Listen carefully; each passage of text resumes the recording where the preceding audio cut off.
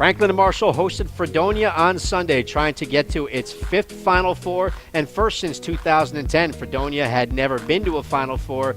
This NCAA tournament representing the farthest Fredonia has ever advanced. First time in the round of 8 for the Blue Devils. F&M knocked out in the round of 8 each of the last 2 years, but they got off to a pretty darn good start as they got a cause turnover that led right to this. Megan Kelly took it away, scooped it up, and came in unassisted. F&M won on top 1-0. And then Grace Saliba found Paige Moriarty for the low shot, made it 2-0 with just 7:10 gone by in the game.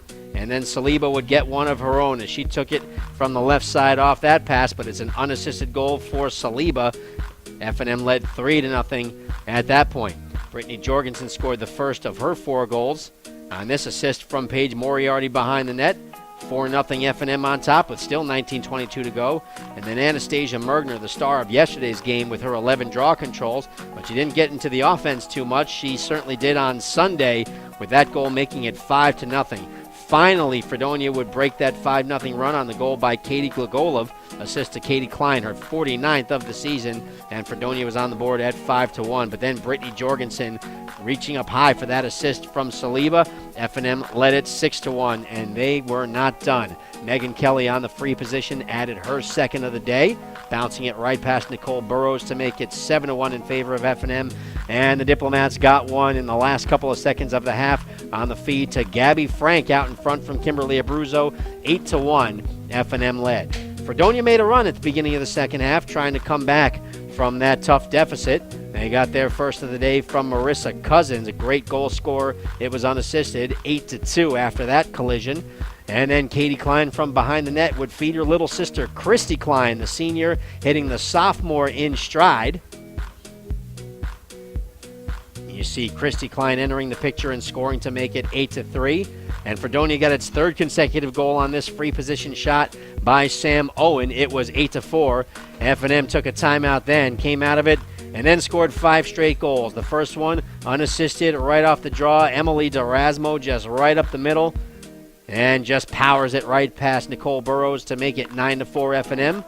And then Gabby Frank off an assist from Moriarty, shows the stick to her, makes the catch, quick sticks at home, and it was 10-4 F&M. Diplomats were not done. Casey Madden took a pass and then went unassisted to the right. Sharp angle shot, 10-4. Make that 11-4 F&M on top. And then Jorgensen, her 3rd of the day on free position, beating Burrows down low, 12-4 F&M. And the 5th in a row for F&M came from Kimberly Abruzzo. It was unassisted off this nice spin move and sidearm shot left-handed. 13-4, F&M had its largest lead of the day at 9. Shelby DePew finally broke that scoring streak for F&M, taking the feed from Katie Klein, make it 13-5. But then Jorgensen would get her 4th of the day and 59th of the season. And there was not much to do there off the restart. Fredonia got another one and then added 2 and 3 more. Christy Klein off the feed from Katie Klein, 14-7. And then Katie Klein, the final assist of her incredible career. She hits the freshman Audrey Jakupovic for that goal. 14-8, F&M's lead down to 6, but really no problems for F&M. And there were really no problems all day as Emily DeRasmo cruised in and scored of the year. 15-8, F&M up by 7. Marissa Cousins, the 61st of her senior season on a free position. It was 15-9. And the final F&M marker came with 2:11 to go in regulation time. Everything certainly decided by this point, but Natalie Dolinsky adds her 13th of the year for good measure, and F&M wins it 16-9. The draws, again, were heavily in favor of F&M, just as they were the previous day against Tufts University. They got 5 from Vanessa Budd. F&M possession all day, not much that Fredonia was able to do about it.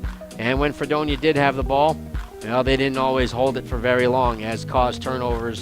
Very strong from the F&M defense. Samantha Blicht had one, and the F&M defense so heavily decorated. Couple of All-Americans, 3 All-Conference players, and a big save by Danielle Harrington on that shot. She only had to make 3 during the day, but they were pretty impressive when she had the chance. F&M dominant all over the field. 3 dominating performances and wins over Rhodes, Tufts, and Fredonia, and the celebration from F&M, and it's kind of muted because their goal is the national championship. They will get their shot next weekend, about an hour's drive away at PPL Park.